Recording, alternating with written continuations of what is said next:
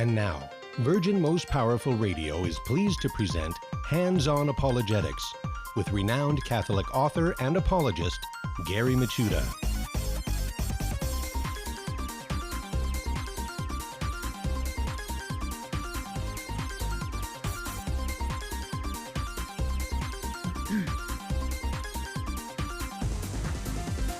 And welcome everybody to Hands-On Apologetics, the Virgin Most Powerful's Apologetics Dojo, where we go wall to wall with defending, explaining, sharing the faith. And it's been a cool week. We started off yesterday with William Albrecht, and we were talking about the Trinity in the Old and New Testament, as well as the early church. We're going to switch gears because that's how we do it in the dojo. We switch, it's always CrossFit training. One day, just like working out on weights, you're going to work on your shoulders, your biceps and stuff. Then you're going to switch to legs the next day, and then other parts, other muscle groups, until finally, you have really given the entire muscular system a workout. And that's what we want to do here intellectually with apologetics, because we're going to really switch gears, move from the Trinity to a group that kind of sort of believes in a Trinity. Maybe they don't. That's New Age, the New Age movement. This was extremely popular in the 80s and 90s, but it's kind of slipped into the background. But it hasn't disappeared. It simply has become part of the air that we breathe. And the New Age movement is alive and well. And it's just not as weird as it was back, say 10, 20, 30 years ago. So it's still around, and we're going to speak specifically about, a spiritual exercise that's used in the New Age movement. And I know that even Catholics, some of them buy into this, and that is Reiki. What is Reiki? How does that fit in with the New Age theology? Can you practice Reiki and still be a card-carrying Catholic? Well, we're going to find out on the other side of the break when Master Apologist Catholic Bryan Mercier is going to join us. We're going to talk about the New Age and Reiki. That's going to be very fascinating. That's a subject that we really haven't touched on this show. And on the meantime, at this side of the break, as always, in our first segment, we're going to do some sharpening our intellectual skill exercises, as well as meet an early church father. And we do both through the Finding the Fallacy segment. Not Finding the Father, Finding the Fallacy segment, which today is the Loaded Label. And also we meet an early church father. Today's early church father is a later early church father, and I think probably is not very familiar, at least here in the West, Saint Germain I of Constantinople. So very interesting church father. We're going to learn about him and also some things that he has to say about the Assumption of Mary. And in the meantime, we start off on the right foot by welcoming all of you into Virgin Most Powerful Radio's Apologetics Dojo, beginning with our social media section of the dojo. Hi, everybody. Welcome all of you watching live stream, Facebook, YouTube, all the other platforms that we live stream on. Welcome aboard. Welcome, everybody, into the dojo. Also, I want to welcome all of you listening on radio around the United States to this program. And also, I want to welcome all of you listening on podcast, repeat stuff, perhaps on a Virgin Most Powerful Radio YouTube channel. Maybe you're watching this video because you're interested in the topic matter, or you're picking it up off our handy-dandy phone app or our flagship website, which is virginmostpowerfulradio.org.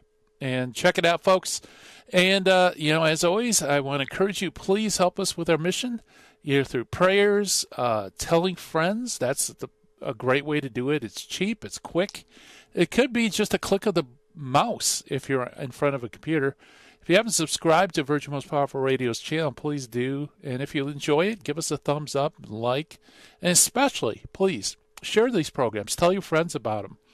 Because you'd be surprised how many Catholics out there are engaging in New Age techniques that are actually contradictory to our faith. And they don't even know it, folks. So you need to be armed with some good info and be able to explain it to them. And so in that case, share this program or perhaps some other programs. Maybe somebody's having difficulties with the Trinity. Monday's program would be a great program to share. And also all the other great stuff that Virgin Most Powerful Radio produces. You can do Apologetics in place, folks, and you don't even have to get out of your chair. It's just usually a click away, and you can help us on our mission and your mission to share, defend the faith. So there is my daily advice. Also, I want to mention this. We mentioned it last program. I want to mention it again. William Albrecht and I have been engaging in trying to spread the word about the Old Testament canon. As you know, Protestant and Orthodox Bibles have 7 books in their Old Testament canon that are lacking in Protestant Jewish Bibles. And this is perhaps the biggest difficulty for Protestants, and one of those areas in apologetics I think every Catholic ought to know about. And that's why we decided to open up a channel dedicated simply to that one topic. And we're producing videos. William is producing some Spanish language videos. We're doing live streams. We're having guests. And if you could, please check it out. Tell your friends about it. And if you haven't, please subscribe. It's called the Apocrypha Apocalypse. It's there on YouTube. You can probably also find it by typing in my name, Gary Machuda, or William Albrecht as well. But we appreciate your support with this project. Okay, so, we jump to the finding of the fallacy today. It is the loaded label fallacy. And the loaded label fallacy argues or tries to influence the audience by creating a label that supports their argument. For example, they could say organic foods are safe and healthy foods grown without any pesticides, herbicides, or other unhealthy additives. And, within that, we have words like safe, healthy, things like that are loaded with meaning. And it also kind of gives you a leg up in the argumentation because you haven't explained what exactly do you mean by safe, what makes it safe, or what is healthy and what makes it healthy, other than it doesn't have these things. Loaded labels, by the way, are is also used in propaganda. As I mentioned before, many times informal fallacies have kissing cousins in the area of propaganda. And so the kin to the loaded label would be loaded language. And this is used a lot. You could pack words with certain meanings, either positive or negative, and then when you're arguing, you just paste these words, you apply it to whatever you want in order to persuade your audience, although you haven't presented any evidence or arguments for it. And we know exactly what this is because there's terms, words, patriot would be a positive one. So you throw patriot out there when you're describing something that you like, or patriotic, something that you like. I don't know, negative term, maybe hater or extremist or something like that. That could be a loaded language. Loaded language can also be in terms of terms. For example, I know that some groups load language, for example, the word Trinity, sometimes loaded with all sorts of pagan connotations, 3-headed gods and things like that. And so when, if they want to oppose somebody, they could label them as Trinitarian. And that kind of unlocks all that emotional and false content so that the hearers that are in the group will suddenly take a negative attitude towards that person simply because of the loaded label that was stuck on them. Well, that's kind of like how it works with this. The loaded label basically creates labels that are loaded with some sort of emotional or intellectual content, not necessarily true, by the way, and then it sticks it on people or things in order to persuade an audience. And that is our finding the fallacy for today, the loaded label. So it's very important to keep in mind with that. It's used a lot in politics too. There's all sorts of political name calling. Those names are loaded labels. So whenever that's used, your antennas should go up and realize you are being manipulated, and just try to cut that out. Don't even pay attention to it. All right, let's jump to the Meet the Early Church Fathers. Today's early church father is St. Germain I of Constantinople. Like I said, I don't think he's very well known in the West. certainly even many apologists probably never heard of him, because he is somewhat of a later father, but he still fits within the patristic period. So who is this early church father? Well, Germain, or German, is the first name of the patriarch of Constantinople. He was born there about the year 634 A.D. His father was a nobleman named Justinian and was a confidant to the Emperor Heraclius, who reigned from 610 to 641. Justinian gradually lost favor, however, with the emperor later, until in 668 he was charged with treasonable conspiracy and executed. Germain was castrated and obliged to join the clergy at the Church of the Hagia Sophia. There his fortunes and influence increased. Now, I love this because this is almost like a biblical story. All things go bad, and in the midst of that darkness, God reaches and raises a person up. There his fortunes increased, and it was able to persuade the Emperor Constantine IV Pogonatus to convoke the Third Council, or the Sixth Ecumenical Council of Constantinople, to condemn the heresy of monothelism in 681. About the year 607, Germain was made Archbishop of Cyzicus.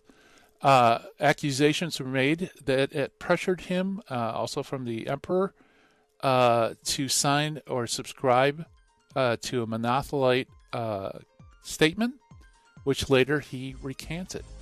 And that is our early church father for today, Germain I of Constantinople.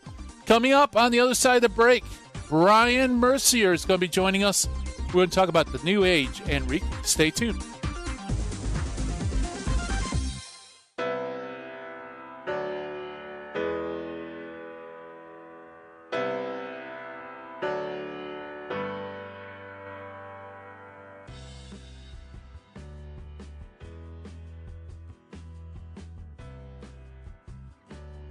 Hebrews 11:3 says, "By faith we come to understand." According to St. Augustine, understanding is the reward of faith. Therefore, seek not to understand that you may believe, but believe that you may understand. May God grant us a strong living faith in Him and His divine plan of salvation, and help us to believe so that we may understand.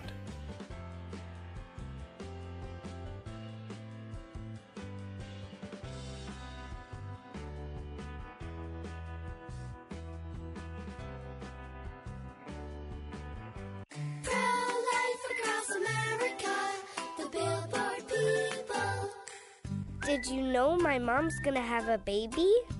She is? Will it be a boy? Or will it be a girl? We don't know yet, but we heard the heartbeat and my dad said this is gonna be someone very special. You mean like being a president? Or maybe a doctor? Well, probably maybe like a singer or dancer, I think. Hello, my name is Mary Ann Koharski. I'm the director of Pro-Life Across America. We know that every baby is a miracle and has the potential to do great things. If you know someone who is pregnant or in need of alternatives or assistance, or would like to support the work of Pro-Life Across America, please call 1-800-366-7773 or visit our website at prolifeacrossamerica.org. Pro-Life Across America is non-political and totally educational. Pro-Life Across America, the Billboard people.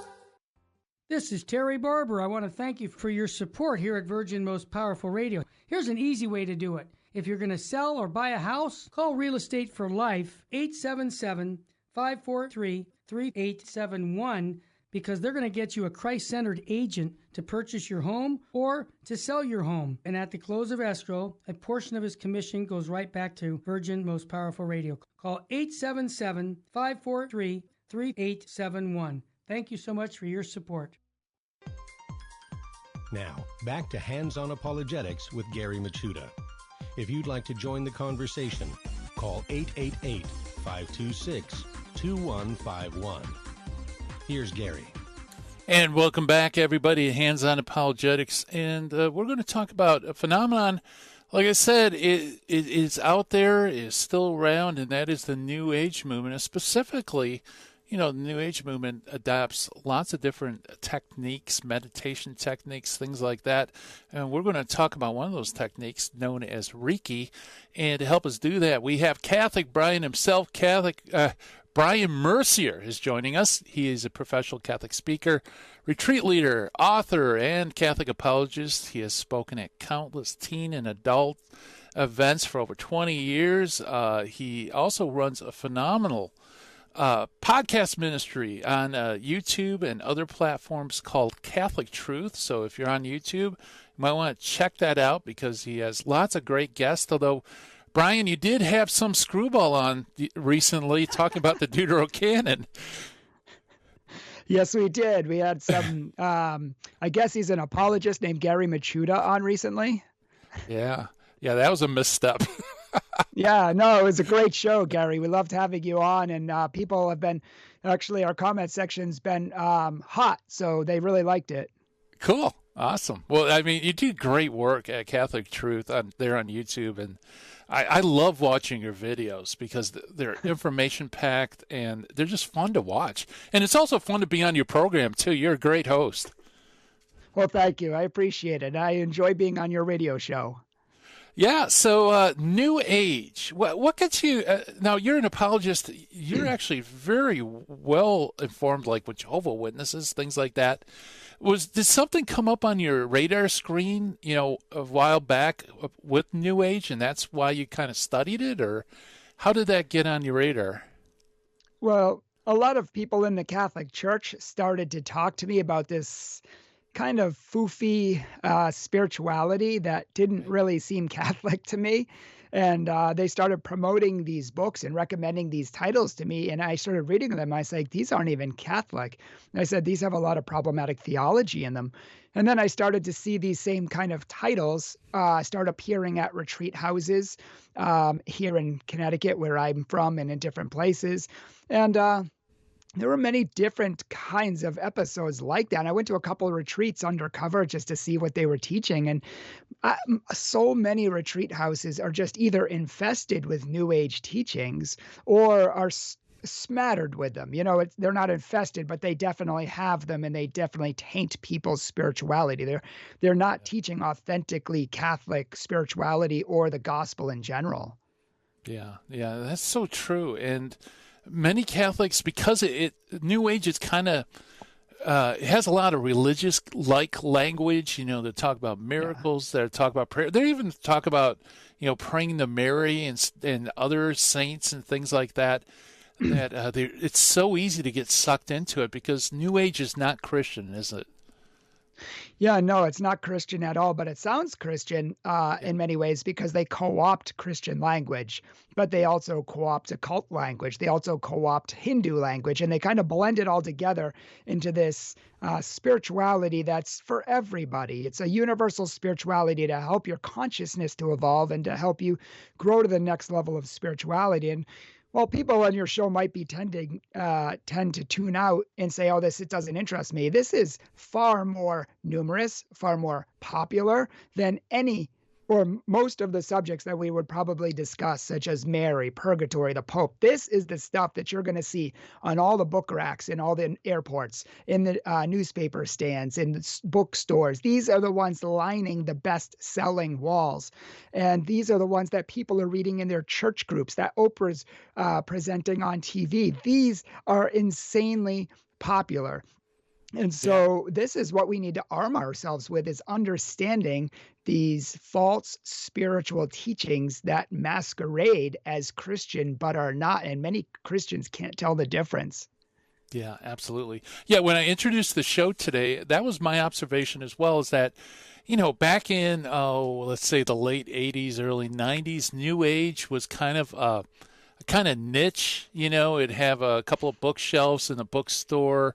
They might have a shop, New Age shop somewhere downtown, or, it's very identifiable, but extremely small group.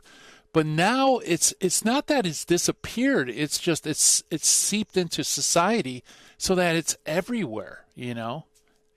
Exactly. It's It's not necessarily New Age anymore. It's mainstream. It's mainstream spirituality for people who are spiritual but not religious. For people who want to grow closer to God or grow, closer to the universe and really find themselves, but they don't want to be tied down by commandments and doctrines and really those things that just breed wars and breed contentions and religious arguments and things like that. I mean, let's just stick with the spirituality. It's like you said, it's nice and foofy. And I believe it was I believe it was Bishop Barron, if I'm not mistaken. I could be mistaken, but I believe it was Bishop Barron who said one of the greatest dangers of religion today is not only the denial of sin, but the feel-good boutique of spirituality where we get to pick and choose what we want to believe and not that which is already true, which comes from God.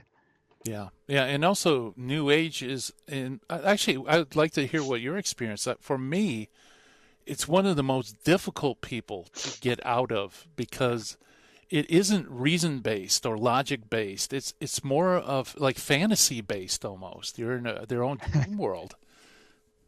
Well, that's correct because it's spiritual. It's based on feelings. It's based on what I believe. And, if I have a positive experience and I feel like it's helping me, then it must be true.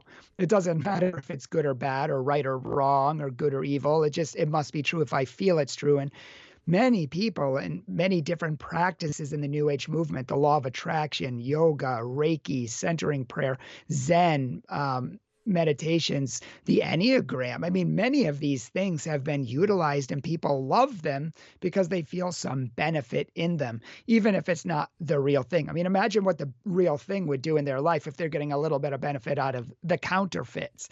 But these are what we call counterfeit spiritualities. But it doesn't matter how you feel because true spirituality leads to God. False counterfeit spirituality leads away from God. So while it might feel good initially, it could lead you to damnation, could lead you to some demonic activity. It could lead to bad things in your life. And we spoke on our last show, Gary, about a woman who she loved it for a while, but then it ended up ruining her whole entire life, her whole entire family. She knew someone who went to jail. She was responsible for someone's death. I mean, she was very, very deep into it, more than most people, but it's no joke. I mean, Padre Pio said the devil is a rabid dog who is tied to a chain. And as long as you don't put yourself in his striking distance, he can't harm you. But the reality is that a lot of these spiritualities can and will harm you just because you put yourself in the devil's striking distance. Even things like Reiki or the occult or things like that, because they're spiritual doorways. That's what we call them, Gary. They're doorways, and they're doors that you best want to leave closed. Yeah, absolutely. Yeah, the show that's before us is Jesus 911, and they deal with spiritual warfare.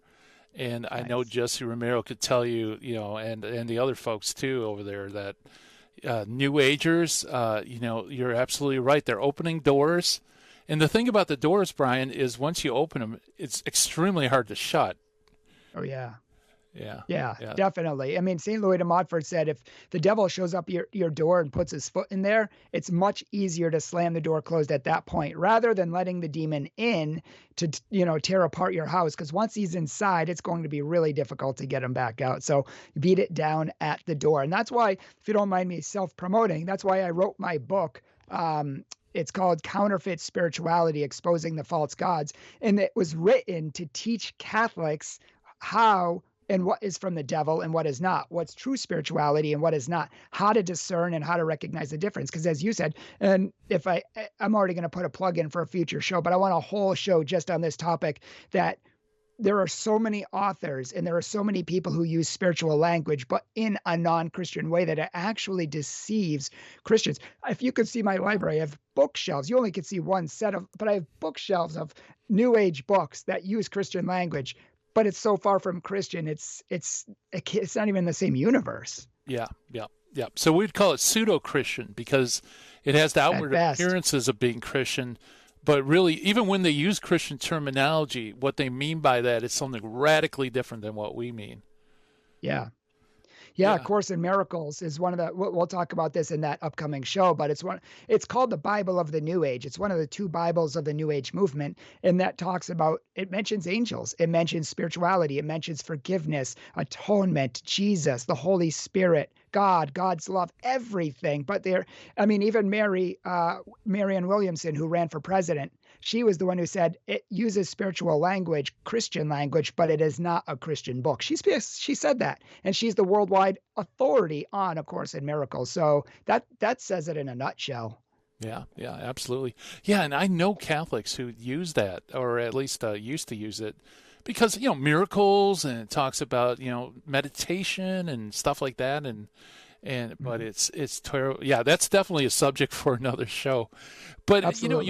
you also mentioned the New Age movement, that they develop all these different kinds of techniques to kind of tap into your inner divinity.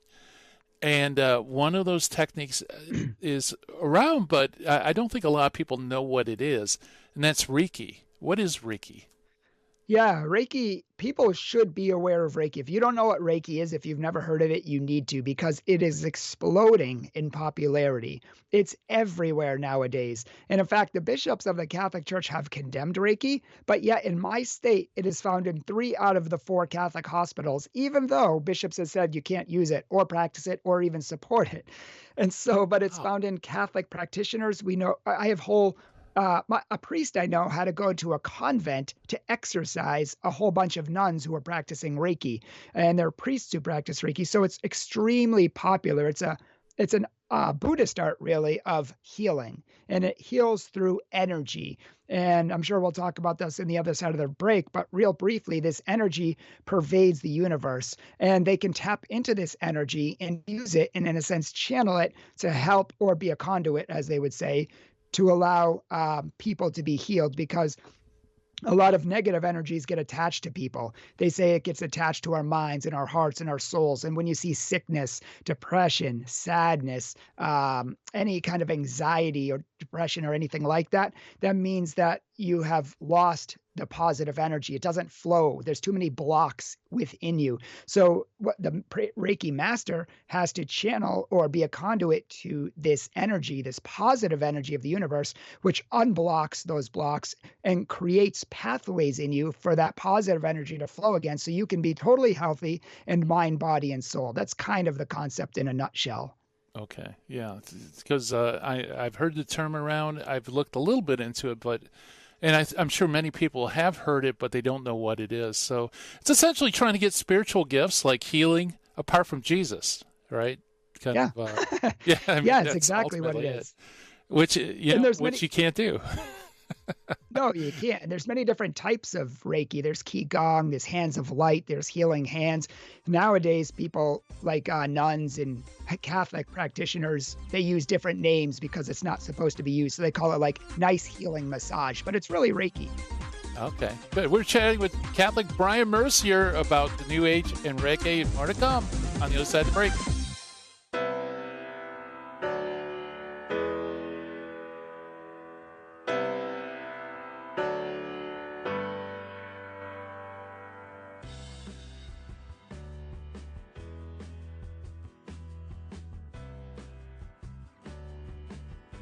Logan, what has Virgin Most Powerful Radio done for you?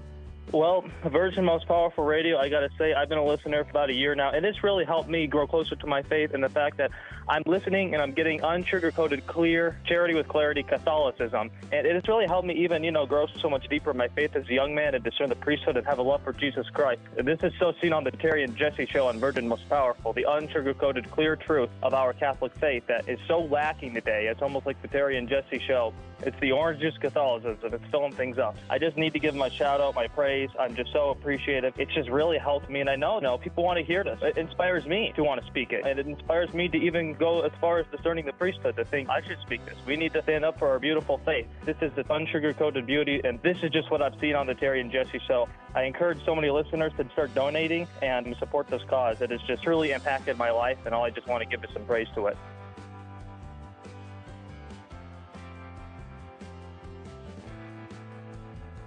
Genesis 1:27 says, God created man in his own image.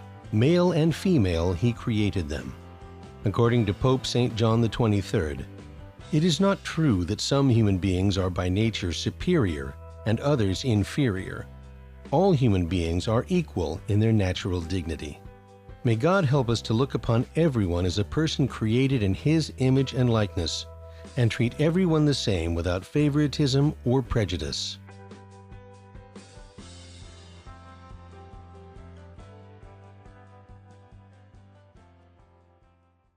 Buying or selling your home or your business property? This is Terry Barber. Real Estate for Life underwrites the Terry and Jesse Show, and they can connect you to one of 900 pro-life real estate agents around the world. And when they receive their referral fee, they will give 80% of it to a pro-life organization.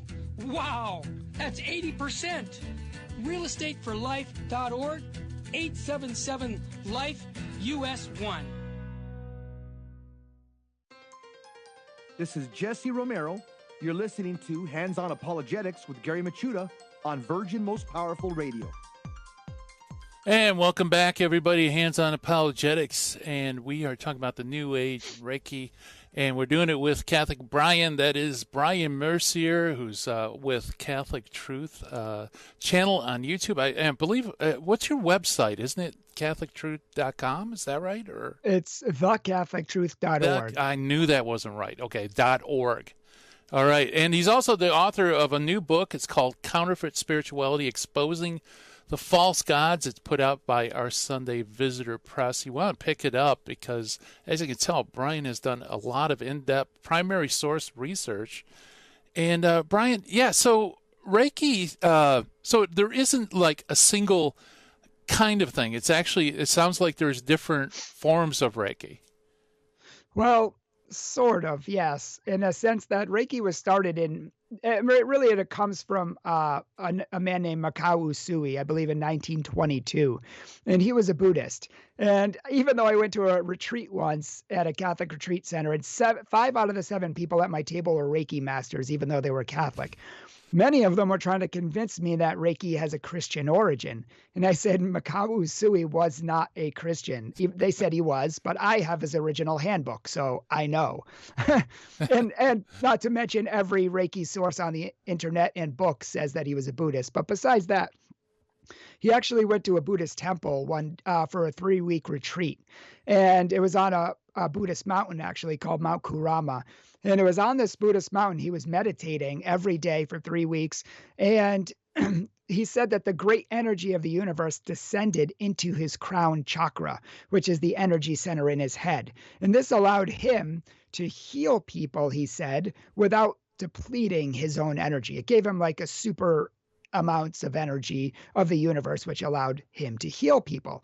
Well, he went on to start his own style of Reiki, and which is the dominant style, the style of Reiki when you hear Reiki today. And he trained 2,000 students and 16 teachers, and a worldwide phenomenon now and growing really fast, especially in hospitals. And so it really is the dominant version, but there are some offshoots, especially when it came to America in the late 20th century. It's a very modern phenomenon here, very modern. But it evolved once it got here, as it always does. You know, you have to study for years to get your first degree in Reiki in Japan. In America, you can get it in a weekend. You can get your second one in another weekend, whereas you have to study for more years in Japan to get your second one. So it's kind of a joke here, but in comparison. But the reality is, over there, it's one dominant style. Here, it's kind of evolved into many different styles and versions. Yeah, we Americanized it, made it profitable, monetized it, and exactly. And also palatable for Americans. Yeah, so we commercialize it like everything. so it's Buddhist in origin. Even if he was Christian, I mean, Christians can write nutty things. I mean, True. That doesn't guarantee anything, even if he was, say, a Catholic. No, I have his original handbook, and he definitely talks about, Buddhist meditation techniques, energy, a lot of Buddhist type philosophies and teachings and things. And even William Rand, who's like one of the most authoritative Reiki masters in the world. He runs the International House of Reiki. He even says the same thing. It's not even an argument. I don't even know where they got that information. Yeah. So, but nevertheless, it's percolated down that, this is something perfectly compatible with Catholicism. Yeah. And that seems to be kind of a jump, if you ask me. I mean, we do believe in the spiritual gifts, and we do believe in healing, right? So somebody could say, so what's the difference? Sure. And that's kind of the way they frame it, Gary. They'll say, you know what? Jesus was a Reiki master. And just as he laid hands on people in order to heal them and in order to, kind of bring healing into their life from what ailed them, so we lay hands on people too. Really, we're doing what Jesus did, and we're continuing his healing ministry. Now, this is why I wrote my book, Counterfeit Spirituality, because they can look the same. They can even mimic a lot of the same language, but they're completely different, and one can hurt you. Counterfeit money will put you in jail, even though it looks the same. So the big difference is they're not even in the same universe. Jesus, well, first of all, let me back before I even get to Jesus. Reiki practitioners believe that the universe is energy. It's all energy. Energy can't be created or destroyed. You've probably heard that, they say. And science tells us that. So they say. And so they say, since energy can't be created or destroyed, it's eternal. God is eternal. Therefore, God is energy. So different people believe different things, but they basically say that God is energy. And so the healing that we do is the energy that comes from God. Either we're channeling it, or he's working through us, or the energy is the universe, which we're allowed to use. But whatever it is, that's the energy, and that's what heals. Now, that's completely different than what Catholics believe. Catholics do not believe at all that God is energy. It doesn't proceed from him. It doesn't emanate from him. It's not part of him in any way, shape, or form. The Bible says that God created everything, and that would include energy. Now, people say, yeah, but it can't be created by humans. But God can create and did create everything. Yeah, sure, we can't create or destroy energy right now in time. You know what? There was also a time we said there were no two snowflakes that were ever alike. But decades and decades and decades later, we found two that were identical. Who knows if we'll be able to create and destroy energy someday? We don't know. But the bottom line is that God can, and he's not energy. He is a personal being, a relational being who subsists in Father, Son, Holy Spirit, who wants a relationship with us. So he's not an impersonal energy force, as many even Catholics like Father Keating and Father Menninger and Joyce Rupp and many other Catholic nuns and priests actually promote. He's a really true relational being, the creator of everything we know. So right there, that's a huge difference between what they believe and what we believe. Healing doesn't come from energy. It comes from the power of God. And healing in the Bible comes from the power of God. Why? Because Jesus was God. I mean, he is the divine Son of God with the same properties. He has the same nature as God. Therefore, he has the same power. He is the same being, et cetera, et cetera. Now, if you look at the healing of Reiki and the healing of Jesus, what's the big difference? Here's the difference. Jesus healed people. He touched them and they were healed. Why? Because it was the power of God. Reiki practitioners, it's their practice to stand over someone for 45 to 90 minutes channeling, or being a conduit rather, for an unseen energy. So they stand there for up to an hour and a half with their hands about 6 inches over a person's, their head, their breasts, their stomach, their pelvis, their legs, different parts of their body where energy centers are found. And in fact, Dr. Sui used to touch all of their body parts, like it's even women's. And I'm not even going to go there. But the point is, nowadays, they usually keep it about 3 to 6 inches above a person. And they just keep their hands there and channel this energy. Now, show me one place in the Bible where Jesus channeled energy, or where the apostles channeled energy, or whether they stood over anyone for 45 to 90 minutes, or anything that remotely resembles Reiki. Show me in the Bible where it talks about power symbols, distance symbols, healing symbols. I mean, they have these symbols that are supposed to give you more power. They're secret symbols. And William Rand tries to make a case for Jesus being secretive and only giving his apostles certain information that he wouldn't give anyone else. And so Reiki does the same thing with these symbols and healing symbols, distance symbols, and things like that. So, I mean, the way that Reiki purports to heal and the way that Christians and Jesus actually heal, they're worlds apart. Yeah, absolutely.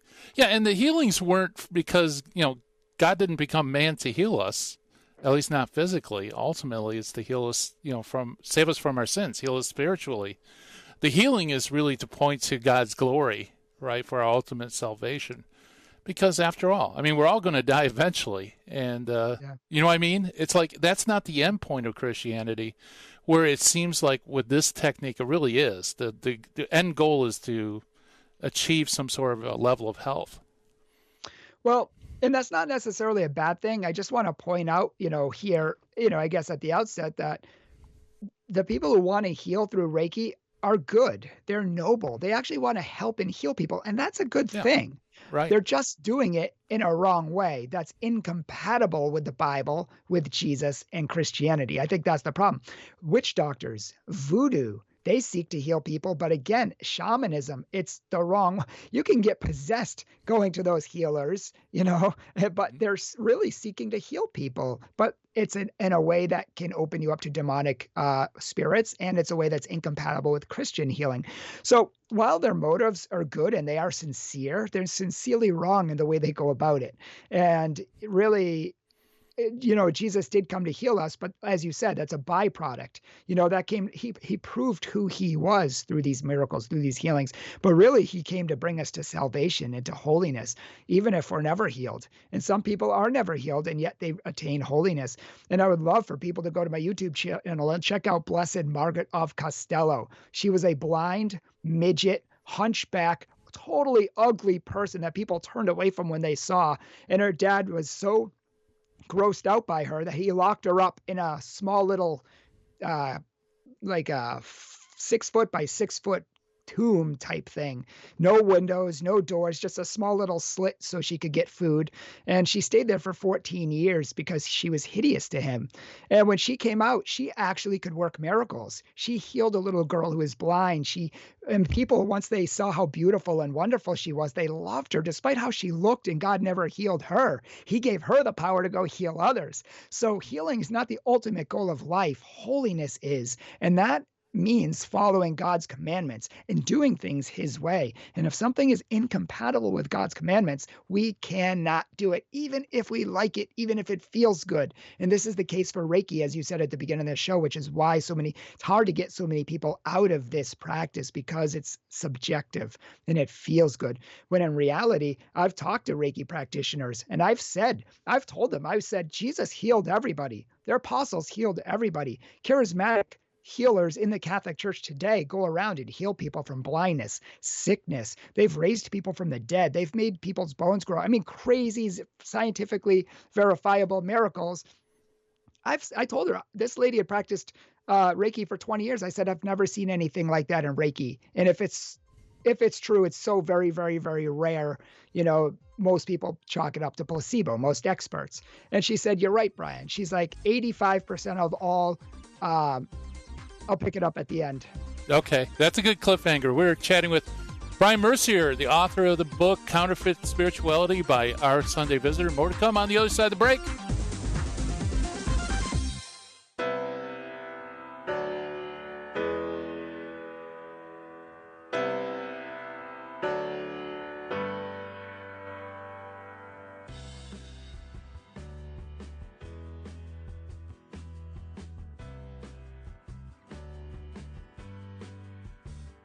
We got Ernesto from Long Beach. I just wanted to comment, and I just wanted to thank you guys. And I kind of wanted to encourage people that are listening, maybe that are not donating, because honestly, I got to be honest. I used to think you guys were a little too over the top.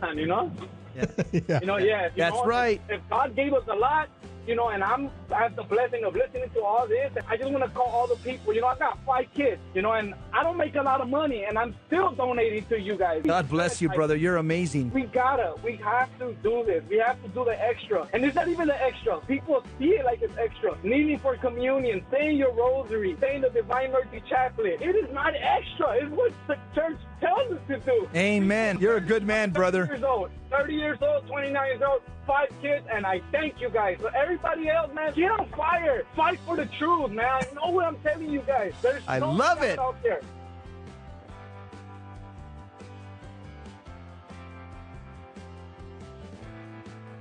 If you shop on Amazon.com, There's an easy way to support Virgin Most Powerful Radio.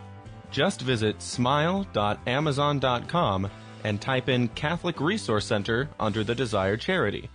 Now, when you log into your Amazon account and purchase products, a portion of it will automatically go to support Virgin Most Powerful Radio at no cost to you. Thanks in advance for supporting CRC and VMPR, and may God richly bless you and your family.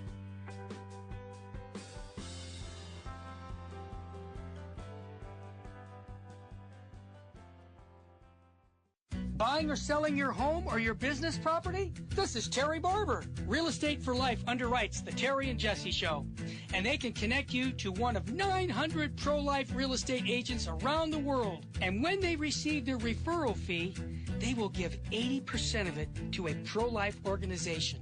Wow, that's 80%. realestateforlife.org, 877-LIFE, US 1. Now, back to Hands-On Apologetics with Gary Machuda.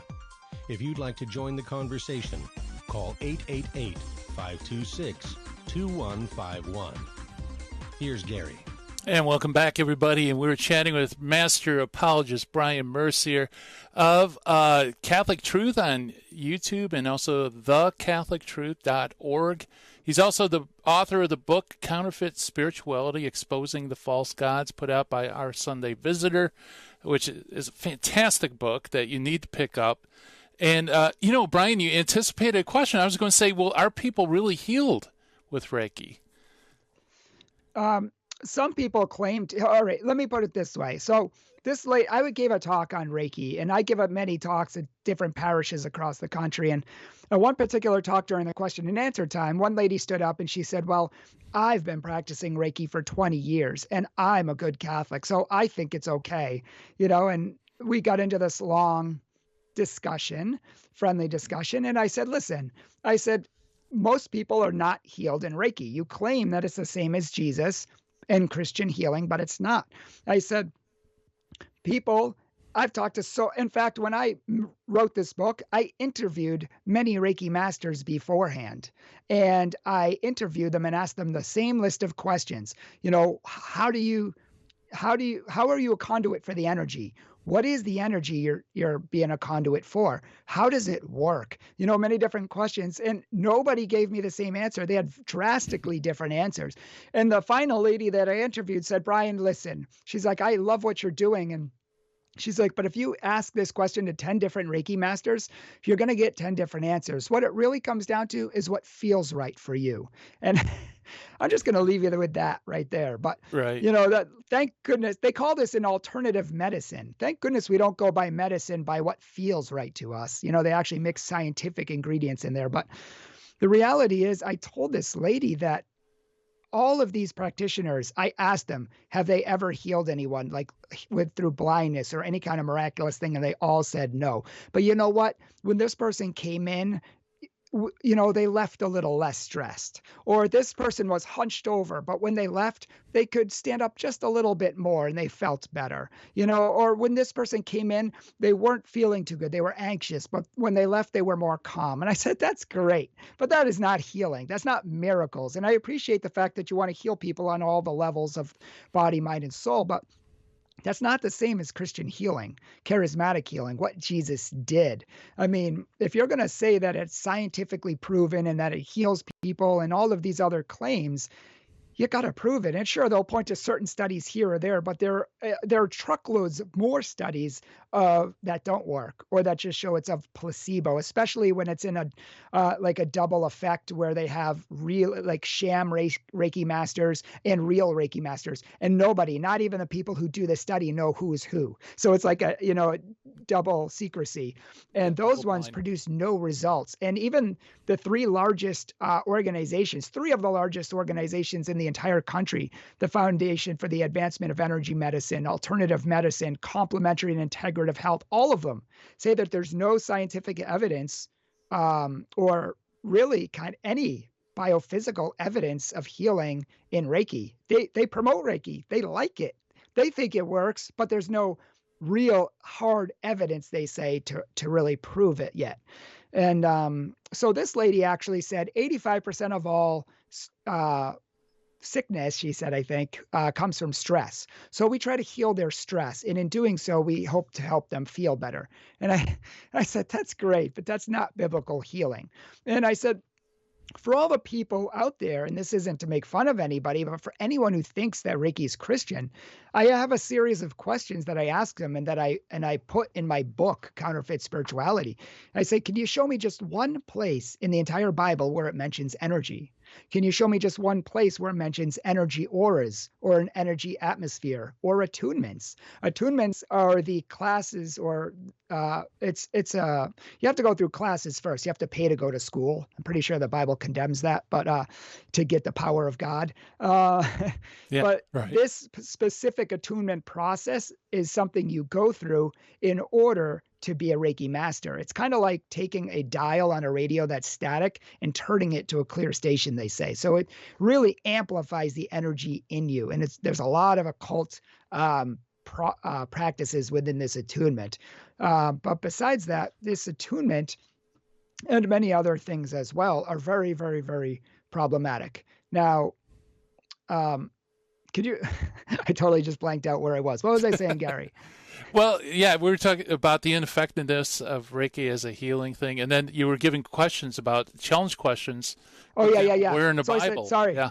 Thank you. So I said, where is the attunement found in the Bible? Where is the distance symbols, healing symbols, or any kind of symbols found in the Bible? Where does it show Jesus laying hands on people for 45 to 90 minutes? Where does it say in the Bible that anything comes from the store of energy? So I have these list of questions that no Christian has been able to answer for me, and because they're not biblical. However, if you would even just peruse Hindu writings or Buddhist writings, Hindu scriptures, energy healing, energy of the universe is God, God is the universe. That's all Hindu and Buddhist theology and belief that they're taking from. That is their philosophy, not ours, which is why, of course it is. I mean, Mikao Usui was a Buddhist, so of course it comes from a Buddhist philosophy. So, I mean, in Hinduism, Brahman is the creator of everything, and he is one with the universe. He is the universe, and the universe is him. We're all the same thing. In also the goddess Shakti in Hinduism is the goddess of energy, and all the energy of the universe comes from her, and you can be healed from her. So all of this, it just reeks of Hinduism and Eastern Oriental spirituality, but it has nothing to do with Christian spirituality. So I say, Gary, that scientifically there hasn't been any real proof. And even Dr. Jarvis, who's the council, the head of the Council Against Healthcare Fraud in this country, says there's no proof for it. But even if there was, the bigger problem in this whole thing is the contradiction it has with Christian spirituality and philosophy. That is the big problem that we have. Yeah, absolutely. You know, we have a question in our chat room, and I'm probably going to mispronounce it. For some reason, the area of my brain for pronunciation didn't boot up correctly today, so I've been slaughtering words. They asked, is kinesiology, is that similar to Reiki? Do you know? Off the top of my head, I don't think it is. I think there is a scientific aspect to kinesiology, but I don't want to say authoritatively offhand because I'm not sure. I have looked it up, and if I had it say, I would say it's not the same. Yeah, very good. Yeah, there are some New Age and holistic practices that are based in science, like chiropractic and things like that. I mean, they actually have to get a medical degree for that, not just a weekend course, you know, and there are certain other things too. But when it's based just in energy, anything based solely in energy or energy of the universe or principally comes from energy, that is an indication you can use to discern that it's not from God and should probably stay away from. Yeah, I've noticed. Sorry. Oh, go ahead. I was sorry. I keep getting these thoughts in my head. But something like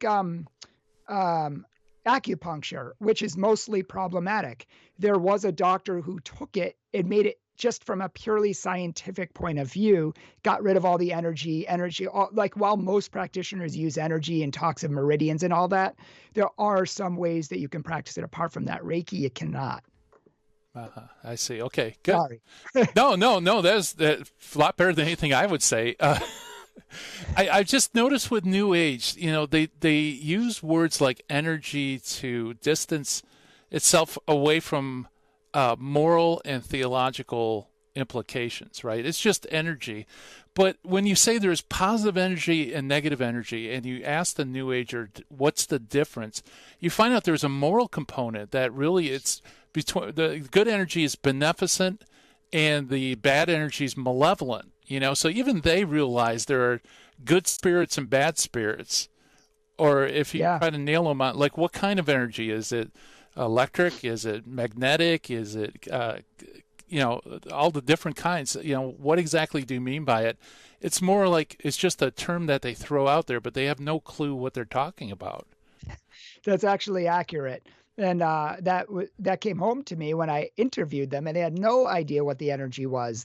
And in fact, there's two different types of energy. There's veritable energy, and there is putative energy. Veritable energy is actual scientifically proven energy. It utilizes frequencies and wavelengths and different radiation and things like that can be measurable and quantifiable. And it's used in medicine. Electromagnetism and different types of light are used to actually heal people scientifically with different machines. Whereas putative energy is a spiritual energy. It's a life force energy. And really it's just kind of in the universe and all around us. And we can't see it. We can't test it. We can't quantify it. Can't weigh it. There's no proof whatsoever, but we believe it's there. And even these holistic health organizations that are very pro-Reiki, pro-energy medicine, they even admit that there's no way you can quantify, and there's really been no biophysical tests that have been done to prove this. In fact, this is my favorite. James Randi, who died recently, his organization in 1996 offered a $746,000 reward for anyone who could verify the existence of a life force energy.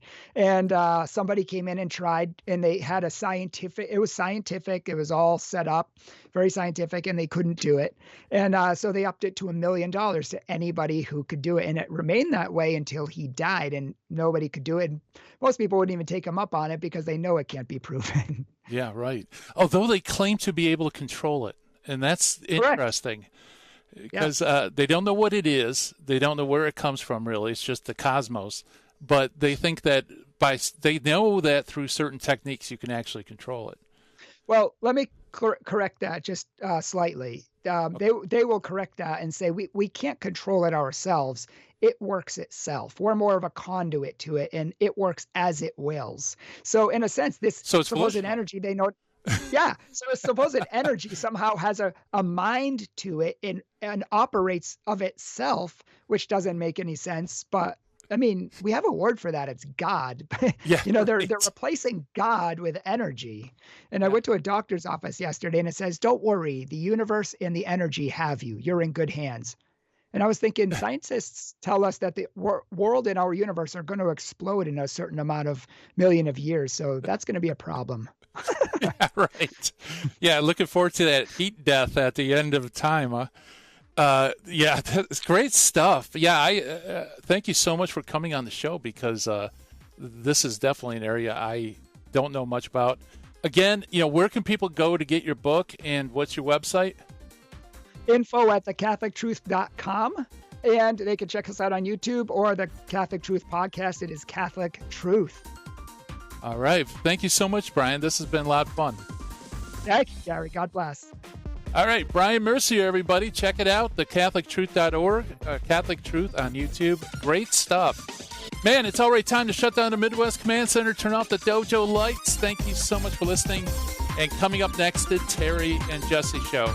Everybody have a great day. God willing, we'll be back again tomorrow. Do this thing we call Hands-On Apologetics. Bye-bye, everyone.